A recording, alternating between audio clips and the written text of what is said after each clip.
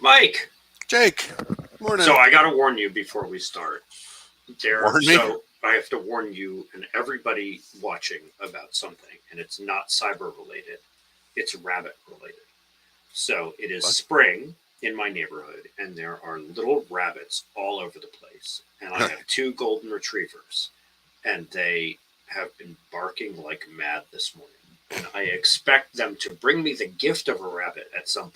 So just a heads up, if that comes, I will not give you the visual, but Your you will hear dogs kill bunnies. Is that what you're telling me?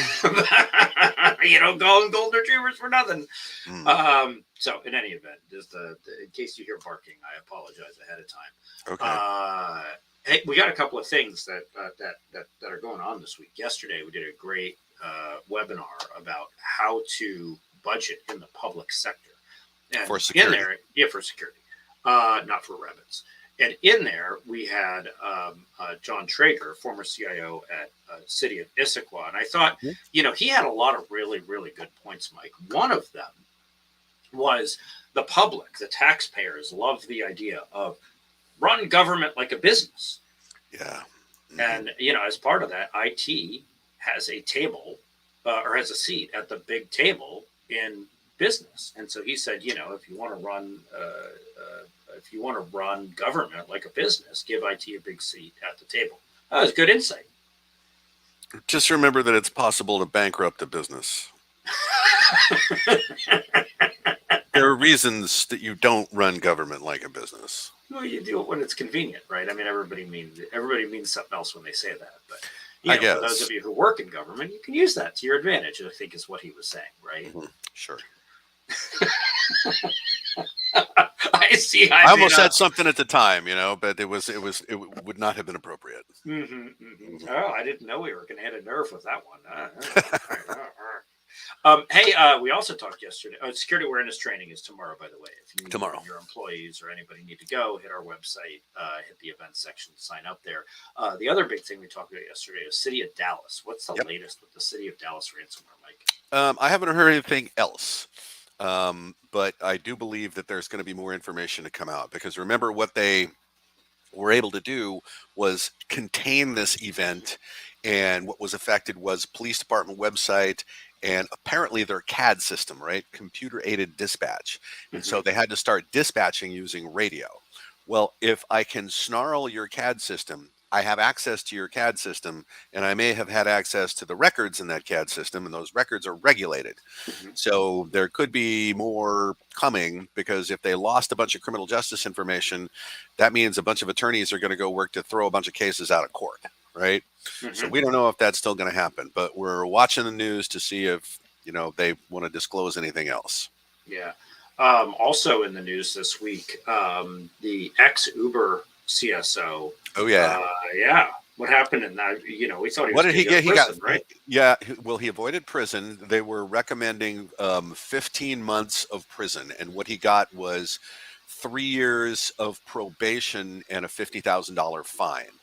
And now this has got everybody else thinking about, hey, what's my personal liability here as the CISO, which I think is a concern that's a little overblown because if you're doing it right, you have a governance organization to evaluate the risks that you identify and then get executive fingerprints all the way up to the C-suite on decisions about things like accepting risk. And Right. if you're doing it that way, you're not liable for anything because, like I say, you got the fingerprints on there. So, I don't think people need to be freaking out about that. But yeah, he avoided prison. And Good. I don't know if you remember what he did. They got hacked, and it was while the FTC was in there kind of with a consent decree, kind of watching what they were doing. And so they, got compromised again. And rather than fess up to that, they went and they negotiated with the perps and said, look, we're going to call this a bug bounty. Here's $100,000. Give us our records back. And so it was lying about that was the transgression. Yeah. And right, there's no way that he did this in a vacuum. For sure, the CEO of the company knew that this was going to happen, and their whole C-suite has been flushed. So, Yeah. Where that liability really should have landed, ended up escaping. Let's Yeah. just say. Yep. Hey, and that reminds me. Actually, you said people shouldn't be freaked out about that, but people should be freaked out about these new cybersecurity trends that you had in the blast this week.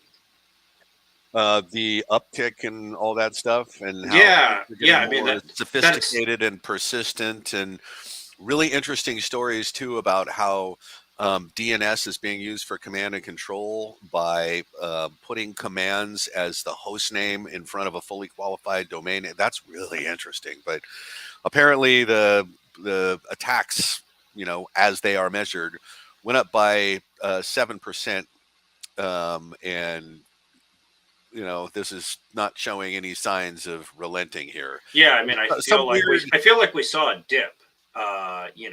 At the end of last year, and now Q1 is picking up again.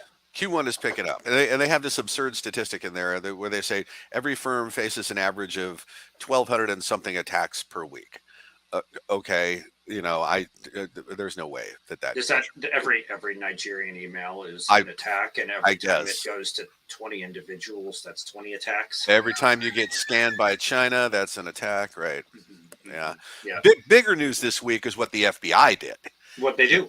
They melted again some infrastructure that had been used for something like 20 years, a couple of decades, and it was malware called Snake. And the reason it was called Snake was because of its distributed command and control. It used compromised computers all over the place for command and control. And so, of course, if it's called Snake, the FBI had Project Medusa to take it down with their own malware called Perseus, who was the mythical god that killed Yes. Medusa. So clever, FBI. Good branding. Did they talk to you about that? No. I think I would have suggested like Roadrunner or something. Roadrunner. Okay. All right. Well, it was kind of cool how this worked. They had malware that sent commands to the command and control back in that made it override itself and self-destruct. Mm, So that's pretty cool. And what they say is the way that they did this, they do not believe it can be reconstituted. So we just took out a big chunk of the FSB's operation. yeah. So, Actually, you know what? I said that wrong. I would have suggested mongoose because mongoose eat snakes. okay. Okay. See, but hey, whatever. Go with your mythology. Okay. Um, One of the most interesting stories of the week. And I think we've seen this from our hospital customers, and we've certainly heard about it at the American Hospital Association conferences. And it's kind of a no duh, but it's interesting to see in the numbers is the ripple effect from the Scripps ransomware attack. So when Scripps in And Southern others, California, right? yeah, so Scripps in Southern California and others, when they have a ransomware attack, what happens to other hospitals? I thought was really interesting. Yeah. So there's probably 3 or 4 articles this week on this particular topic.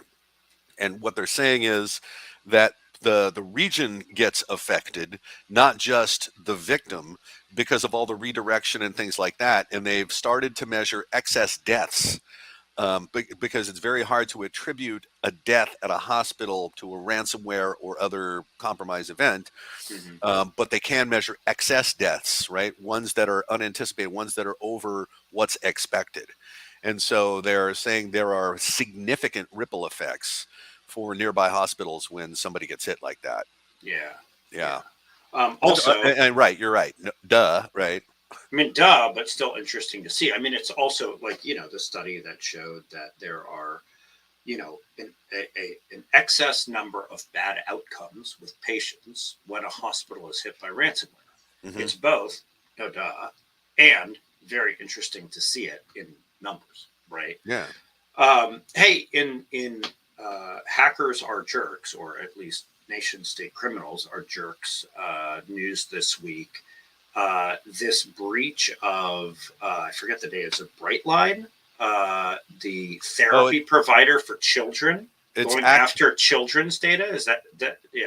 Well, it wasn't specifically going after children's data, but there was so Fortra was the actual victim here, Mm-hmm. and the one you named Brightline, you said, I think that's the name of it. that was a virtual coaching and therapy provider for children. So it's mental health records for a lot of children that happen to be housed by Fortra. And again, it's another one of these one-stop shop hacks where they're going for records, and rather go into a hospital, they go to an organization that handles electronic health records, Yeah.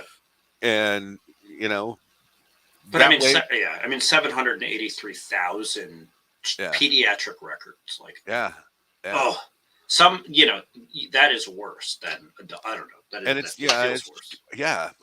Well, and again, and this keeps coming up. Children's records can be monetized for a long time because they have perfectly clean credit histories, and they're not going to find out for 15 years possibly. Ugh. Yeah, yeah. I hate.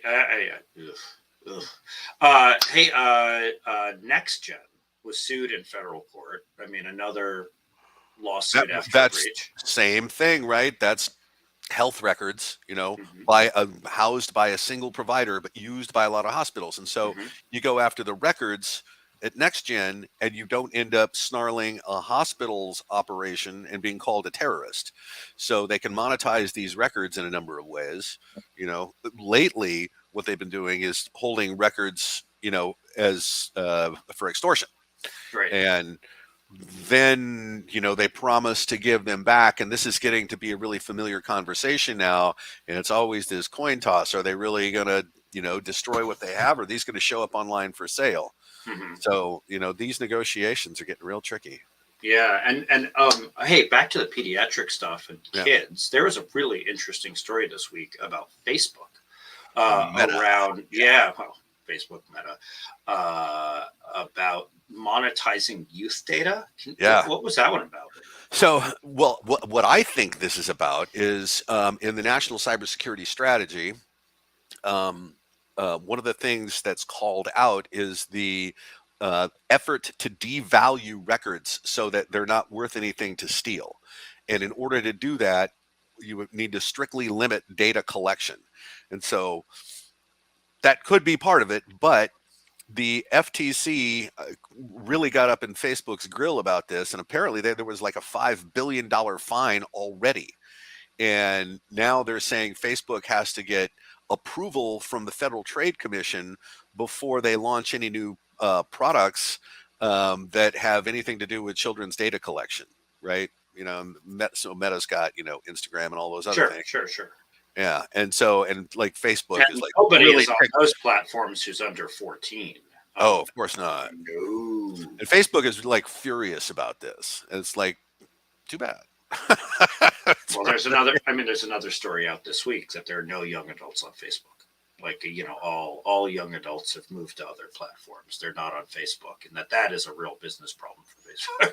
Some old adults are not on Facebook either. I actually maintain your Facebook account for Oh, I everybody. I So bet, yeah. yeah, I post pictures of you know, all puppies and everything. So And I'll be I do honest with and you. memes on your Facebook page. Yeah. I do have a Facebook sock puppet account. Oh, do you really? Yeah. Is it an actual sock puppet? Just kidding. No, So but the picture looks like Jessica Rabbit. okay, with your head on it. Never mind. No. So, hey, we're getting to more serious topics here. Yeah, We started by please. talking about Dallas, but San Bernardino County Yep. paid a ransom. Yes, they sure did. More than $1 And do we million know why they paid it?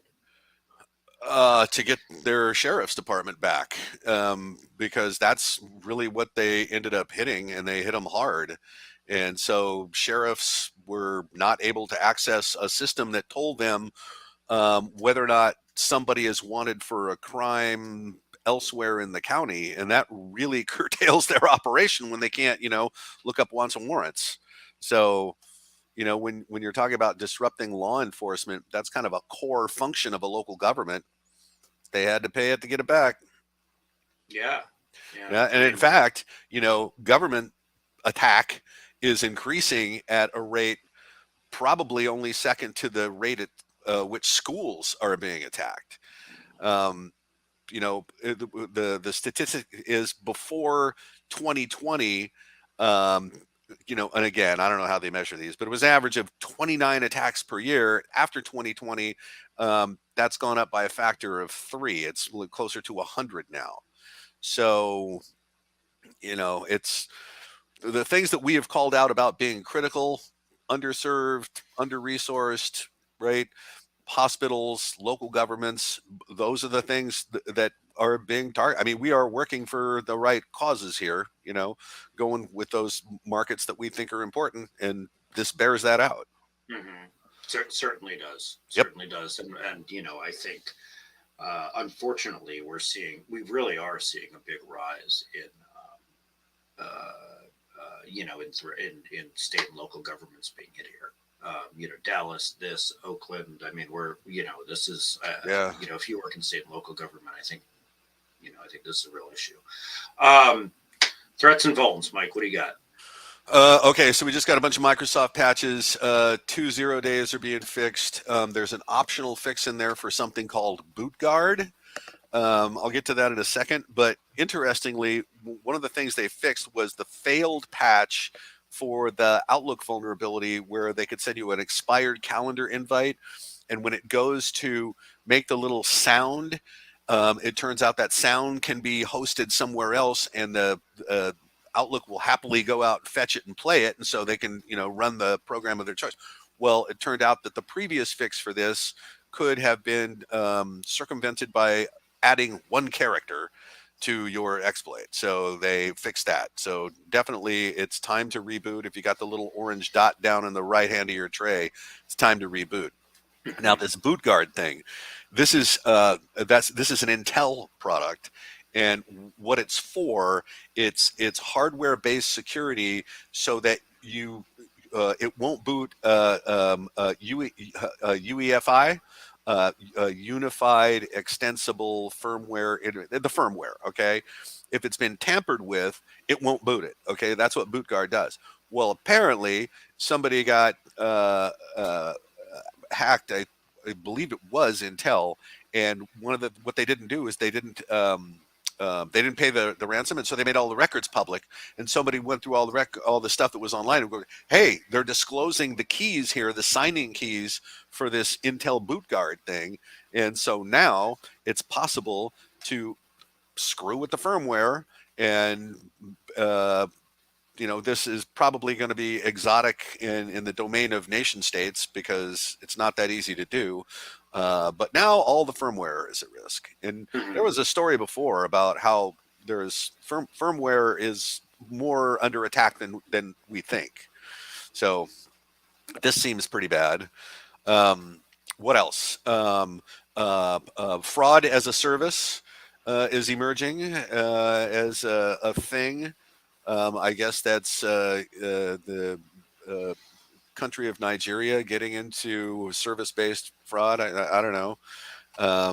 And malware as a service, and the really unsophisticated people that are setting up businesses that don't really know, they can't produce malware. They're not, initial access brokers, anything like that, but they're setting up markets for malware as a service. And there's a whole lot of that going on. 3 vulnerabilities in Microsoft Azure API management service. So that's got to get fixed. Cisco phone adapters are vulnerable to remote code execution, and there is no fix available. And it does have a CVSS score of 9.8. The CVE number on that is 20126. So check that out. But again, no fix available. So you might need some compensating controls. Great. WordPress, 2 million sites vulnerable. There's a Linux net filter flaw that can give somebody root, but you have to have a local access to the machine. Veeam backup servers are, if they're exposed online, they're being exploited now. CVE for that is 27532. And as always, update Chrome. As always, update Chrome. Yeah. That's just how we end everything. Hey, at the end of all these, you give us something to make us smile. You got anything today? What do you got? So, well, the one that I thought was interesting was so you know that solid state drives, Kingston is a company that makes these things, right? SSDs. And it turns out that the firmware inside Kingston SSDs is full of Coldplay lyrics. No kidding. All Why? right. I I don't know. I don't know. And they found this out and like nobody can explain this. All right. So I guess okay, Mike's that's a big fan. that's interesting. But there's a new product, and it is a basically a GPT, an AI powered monocle that you wear that will tell you what to say in every conversation. And what they're calling it I'm is, wearing it right now. oh yeah, okay, all right. Well, when they get it to be contact lenses, okay, this can be pretty useful. I don't know what a monocle is like to wear, but they're calling it real time charisma as a service. It listens to your conversation and tells you exactly what to say next. Now, what would you have named that product?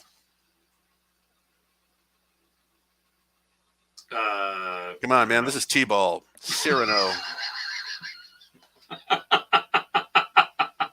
Am I right? That's good. That's good. All right, Mike. Well, it's good doing this with you. Yeah. And as always, if you have any questions, shoot us an email. I'm Jake at criticalinsight.com. He Yep. is MKH at criticalinsight.com. And have an awesome day and a great weekend coming up. We'll see if Security Awareness Training tomorrow. Bye-bye. Yep. Bye, buddy.